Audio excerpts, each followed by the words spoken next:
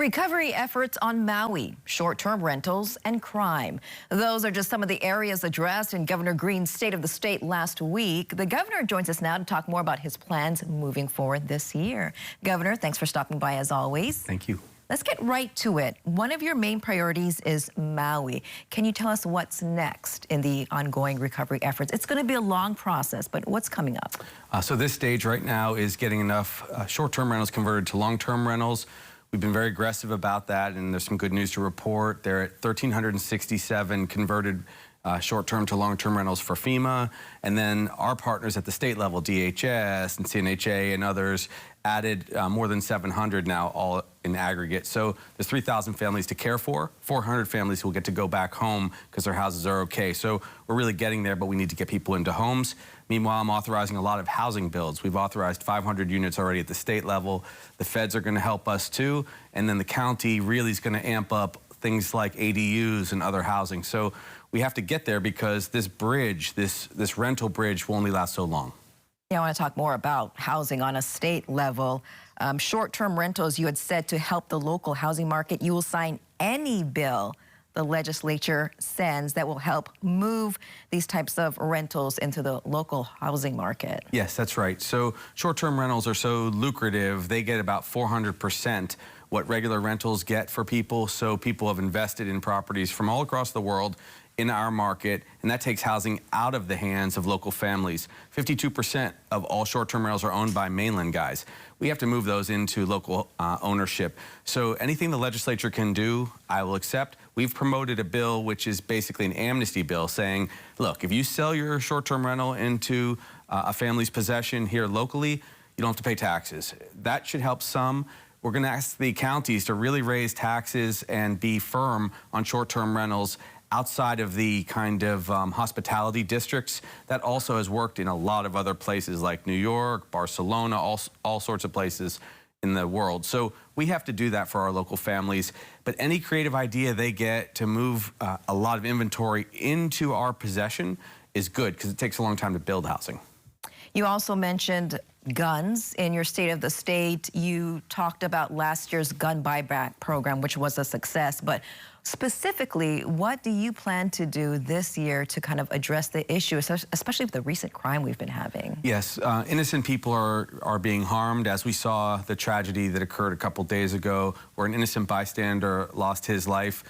Look, it's a tragedy of society. We'll never be able to completely get people to behave right or safely or kindly 100%.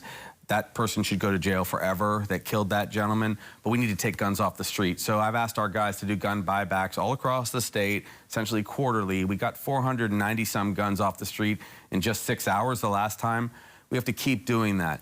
But what we also need is we need communities to really lean in to those that they know are bad actors and convince them to put down guns, get away from any of this kind of violence, because we had Richiana get wounded last year, this gentleman, and it keeps happening. So I'll do all that I can. We're one of the safest states as far as gun violence goes, but you can see this spike of innocent people getting hurt.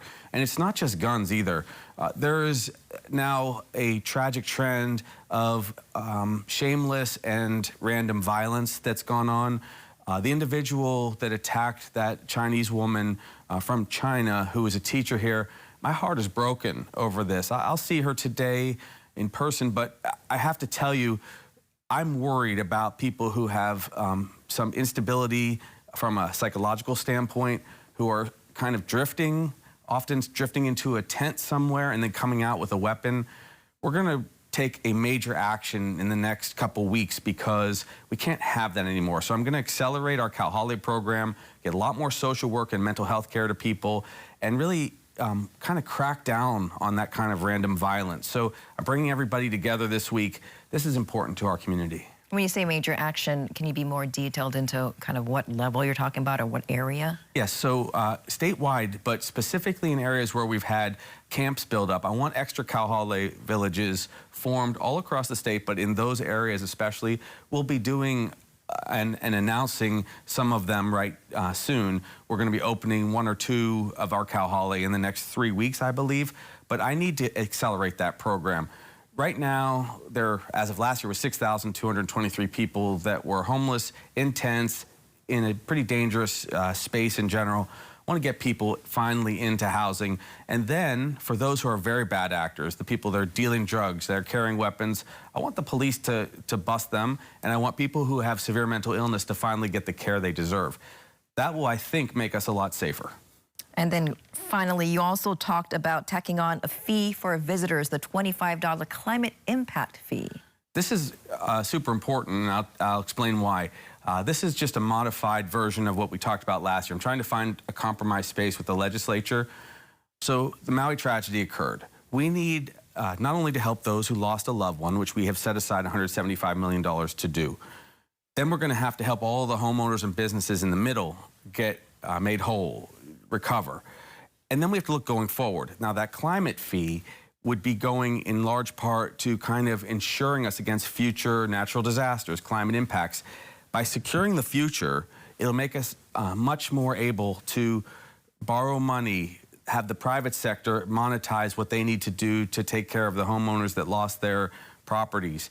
All of that recovery in the middle depends partially on me securing kind of the bookends of this crisis. And I can't explain it any more detailed than that. You have to have a source of resource going forward to lock in a safe insurance market for us that we can all afford so that people still want to invest in Hawaii. It's a lot of complicated stuff. I'm so grateful that people are open to these ideas, but we live in an era with climate impact now. And so if we're not smart enough to deal with that, we're going to suffer in the future. All right, sounds good, Governor. And then real quickly, 49ers or Chiefs? Man, I'm going to say Detroit blew it. They blew it. I think it's going to be, if I had to guess, overtime, 49ers get it by a field goal, but Mahomes is pretty unstoppable. I don't know what to tell you. The Steelers should be there.